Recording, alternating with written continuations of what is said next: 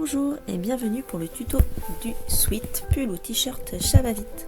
Comme son nom l'indique, Chavavite se coud très rapidement. Pour coudre Chavavite, il vous faudra un tissu extensible type jersey, sweat ou encore maille tricot. Chavavite est un sweat avec des manches légèrement chauve-souris et une encolure bateau. Vous pouvez choisir de le coudre manche courte ou manche longue. Vous pouvez même trouver une variante robe à la fin du livret. Allez, c'est parti, on commence avec l'assemblage du devant et du dos. Prenez votre pièce dos et votre pièce devant. Épinglez-les au niveau des épaules. Pour épingler, vous pouvez utiliser soit des épingles, soit des petites pinces. J'ai tendance, quand j'utilise ma surjeteuse, d'utiliser plutôt des petites pinces. Ça m'évite d'oublier une épingle et qu'elle se prenne dans le couteau de la surjeteuse. Voilà, les pinces sont plus visibles et elles s'oublient moins. Donc là c'est parti, je fais la couture des épaules à la surjeteuse. Mais sachez qu'on peut très bien coudre Chavavite sans surjeteuse, complètement à la machine à coudre. Je vais vous montrer ça par la suite. Avec votre fer à repasser, n'hésitez pas à coucher les marges de couture vers le dos. Nous allons passer à l'assemblage des manches longues pour la version manche longue. Quand vous avez assemblé vos deux épaules, vous ouvrez votre buste. Vous allez venir assembler les manches longues. Si vous faites la version manche courte, passez cette étape et je vous explique à la fin du tuto comment poser les bandes d'emmanchure. Donc vous venez assembler le bord de la manche longue sur l'emmanchure de votre vêtement en plaçant le milieu de la manche au niveau de la couture d'épaule et en répartissant votre tissu de part et d'autre. Pour coudre cette manche, je vais utiliser la machine à coudre pour vous montrer. Donc moi j'utilise le point éclair que vous avez vu sur la machine. Donc je fais une couture à 0,8 avec mon point éclair. L'intérêt de ce point, c'est qu'il est extensible et que du coup il gardera l'élasticité du tissu. Donc voilà, il existe d'autres points comme les zigzags ou le triple point zigzag que vous pouvez trouver qui vous permet de remplacer le point éclair. Dans tous les cas, n'hésitez pas à faire des petits essais sur des chutes de tissu afin de trouver la couture qui vous convient. Alors là, je vous montre que l'on peut aussi surfiler le bord de son tissu avec un point zigzag. Là, j'ai fait un point éclair plus un point zigzag afin de vous montrer qu'il est possible de surfiler à la machine à coudre. La plupart des jerseys ne s'effilochent pas et n'ont donc pas besoin de surfilage. Mais dans certains cas, de maille tricot par exemple, vous pouvez avoir besoin de surfiler afin que le tissu ne s'effiloche pas. Alors vous procédez de la même manière pour la seconde manche. Là moi j'utilise la surjeteuse pour faire la couture de la seconde manche. Mais là c'est au choix. Si vous avez une surjeteuse, vous pouvez le faire complètement à la surjeteuse. Sinon n'hésitez pas à coudre à la machine à coudre, ça marche parfaitement. Vous allez coucher les marges de couture cette fois-ci vers les manches. Nous allons passer à l'assemblage des côtés pour la version manche longue. Si vous cousez la version manche courte, vous cousez les côtés et ensuite ajoutez les bandes d'emmanchure. Pliez en deux, endroit contre endroit, votre buste devant contre dos et votre manche en deux, en venant faire correspondre la couture d'emmanchure, le bord des poignets et le bas de votre vêtement, ainsi que le repère de montage qui se situe sur le côté de votre vêtement. Vous allez ensuite venir coudre en une seule fois la manche et le côté. Comme pour les autres coutures, vous pouvez utiliser votre surjeteuse ou bien le point éclair de votre machine à coudre. Nous allons maintenant passer à l'ourlet du bas de votre vêtement. Vous pouvez comme moi surfiler tout le bas de votre vêtement, mais ceci n'est pas du tout obligatoire, sauf dans le cas d'un vêtement qui s'effiloche. Ensuite, à l'aide de votre fer à repasser, marquez votre ourlet de 2 cm sur tout le tour du bas de votre vêtement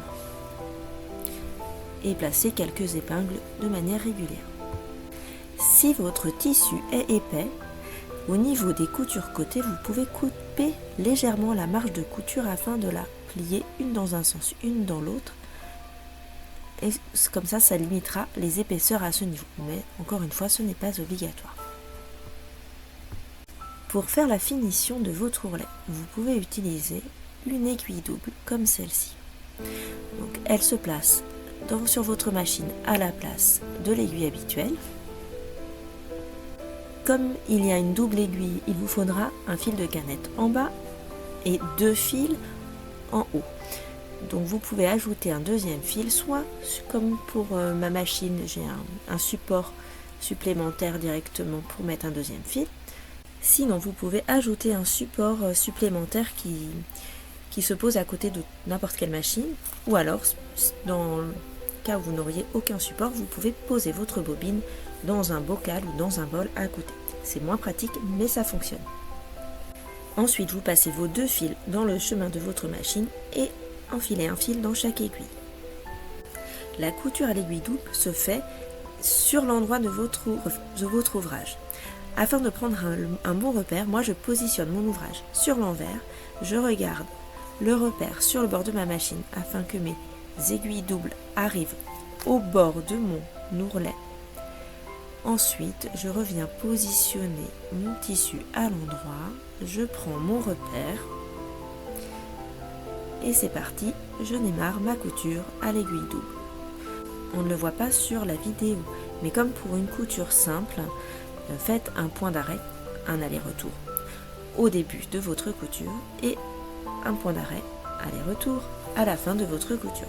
Voilà, je vous montre ce que l'on voit sur le dos de votre ouvrage sur l'envers, c'est qu'il y a un point zigzag qui est créé derrière par le fil de canette, ce qui rend la couture à l'aiguille double extensible et ce qui est parfait pour ce type de tissu. Si vous n'avez pas d'aiguille double, vous pouvez très bien faire cette couture d'ourlet avec un point extensible de votre machine, un point zigzag ou tout autre point décoratif extensible. Nous allons passer à la finition des manches longues, autrement dit l'ourlet des manches longues. Comme pour l'ourlet du bas, vous pouvez surfiler tout le bord de votre manche, mais ce n'est pas obligatoire si votre tissu ne s'effiloche pas. A l'aide de votre fer à repasser, faites un repli de 2 cm sur l'envers de votre manche et posez quelques épingles. Comme pour l'ourlet du bas de votre vêtement, vous allez utiliser l'aiguille double pour coudre l'ourlet de la manche ou un point extensible de votre machine. Vous pouvez utiliser le même repère que pour l'ourlet du bas. Pour coudre la manche, comme le poignet est assez étroit, vous n'allez pas pouvoir placer le poignet autour de votre bras libre. Vous allez donc laisser votre manche sur l'envers et positionner votre pied de biche sur l'endroit de votre poignet qui se trouve du coup à l'intérieur de votre manche et coudre tout autour comme ça tranquillement par petites portions. Et voilà, votre poignet est joliment fini. Nous allons maintenant coudre la bande d'encolure. Vous allez voir pour le tuto de la bande d'encolure, j'ai changé de tissu, voilà, parce que j'ai eu un petit souci avec mes premières vidéos. Bref, vous prenez votre bande d'encolure, vous la pliez en deux, endroit contre endroit, et vous assemblez par un petit côté. Cela vous donne un cercle. Vous allez plier sur toute la longueur ce cercle, enfin cette bande d'encolure, envers contre envers. Si votre tissu marque les plis, n'hésitez pas à utiliser votre fer à repasser pour bien plier correctement votre bande d'encolure. Au niveau de la couture, pliez-la et repassez le fer à repasser. Et pour éviter les surépaisseurs, vous pouvez venir faire un petit cran au niveau du pli sur la couture et replier les marges de couture de part et d'autre.